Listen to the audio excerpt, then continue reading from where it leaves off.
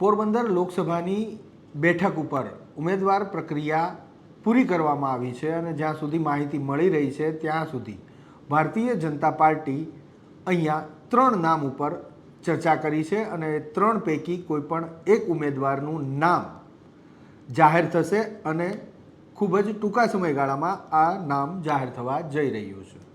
નમસ્કાર, ABP અસ્મિતાના social media પ્લેટફોર્મમાં આપનું સ્વાગત છે। હું છું હિરેન રાજ્યગુરુ। પોરબંદર બેઠક ઉપર વર્તમાન સાંસદ છે રમેશ ધડુક। રમેશ ધડુકને રિપીટ કરાય તેવી પણ એક ચર્ચા ચાલી રહી છે। જો રમેશ ધડુકને રિપીટ નથી કરાતા તો પોરબંદર બેઠક ઉપર કેન્દ્રીય મંત્રી મનસુખ માંડવિયાનું નામ નક્કી કરી દેવામાં આવ્યું છે। જો અને તોની વાત વચ્ચે ત્રીજું એક નામ ભારતીય જનતા પાર્ટીના ગુજરાતના યુવા મોરચાના અધ્યક્ષ પ્રશાંત કોરાટનું પણ ચાલી રહ્યું છે।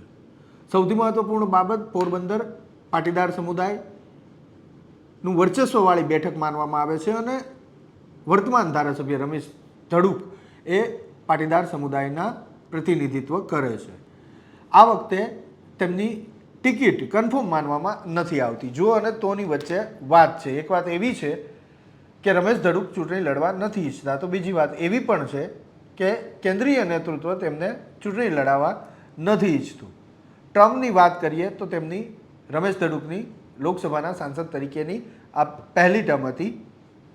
હવે જ્યારે બીજી ચૂંટણી આવી રહી છે, એટલે કે હવે હાલમાં લોકસભાની ચૂંટણી યોજાવાની છે, ત્યારે રમેશ ધડુકને કાપી અને મનસુખ માંડવિયાને ત્યાંથી ઉમેદવારી કરાવવાનું નક્કી કર્યું છે ભારતીય જનતા પાર્ટીએ। કારણ એ છે કે રાજ્યસભાના સાંસદ હતા મનસુખ માંડવિયા। હમણાં જ જે ચૂંટણી યોજાઈ તેમાં તેનું પણ પત્તું પરસોત્તમ રૂપાલાની સાથે કપાઈ ગયું છે। કેન્દ્રીય મંત્રી છે અને લોકસભાની ચૂંટણી લડે તેવી પૂરેપૂરી શક્યતાઓ વ્યક્ત કરવામાં આવી રહી છે।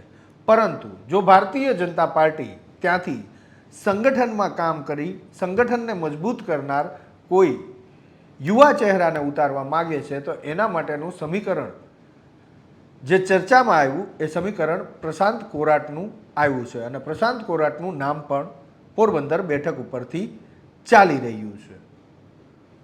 ઉમેદવારોનું લિસ્ટ ટૂંકા સમયગાળાની અંદર જાહેર થવા જઈ રહ્યું છે, ત્યારે શક્યતા એવી પણ છે કે પોરબંદરના ઉમેદવારનું નામ પણ આ લિસ્ટની અંદર હશે।